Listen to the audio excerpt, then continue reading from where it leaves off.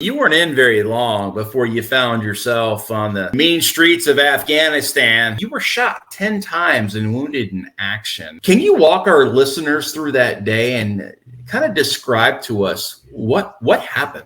We were on patrol. We were going to a suspected bomb maker's house to kind of, talk to him and try to figure out what the heck's going on type deal. By that, I mean, we were going to snatch him up. We decided we were going to head in this direction, started walking. We stopped because we were looking at the map, trying to figure out which direction we wanted to go, whether we wanted to go this way or that way. Because in Afghanistan, you want to make your decisions and your avenues of movement what people wouldn't expect. You don't want people to know what you're going to do, especially the enemy. Where we stopped at was kind of near a wadi, which is kind of like a creek. We call it a wadi. There was this hut and this older guy that was maybe 100 yards from us.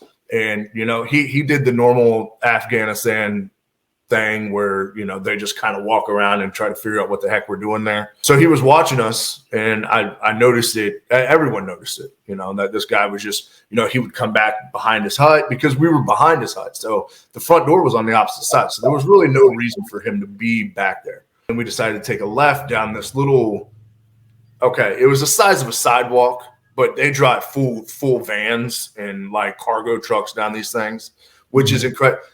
Afghanistan has some of the greatest or some of the worst drivers I've ever seen in my life. As soon as we got in front of this guy's hut to the front door, which whenever you get close to the front door of someone's hut, of course, they're going to be standing there. They're going to be trying to figure out, like, are they coming in here? Blah, blah, blah. He disappeared. I had no idea where this guy was. Like, the fact that he wasn't anywhere near us whenever we got close to his living space is weird. And I was like, hey, like, the old guy just disappeared. Be careful. Like, get ready for something's going to happen. Literally 30 seconds after I said that, I saw this guy to my right, and he looked just like a normal person trying to figure out what the heck we were doing. I went back to my Valen operation because I was a Valen operator, which is the metal detector that we use to, detect IEDs and stuff like that. I saw this guy who was over to the right. He was maybe 20 yards from us. He was really, really close. But he was behind like this wall. I saw him move really quick out of the corner of my eye. So I immediately squared up to him because normally they don't move fast, right? Like, life over there is really slow and methodical.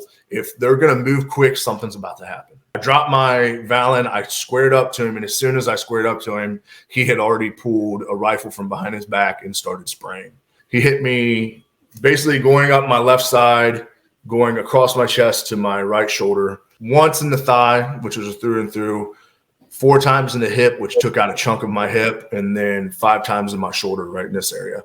By the time I turned to him, I didn't even have time to pull my weapon up. 2 rounds had went through my weapon, into my plates, through the plates, and left a nice little bruise on my chest. Technically 12 times total, but I don't count the ones that didn't go into my skin. How many soldiers were with you out on this? 12 of us. And obviously, I'm going to go ahead and I'm going to say that you guys did return fire and. Oh yeah, he got an enemy KIA, out of the deal. He got his. Absolutely. Good. Yeah. This is the Today with Tally podcast.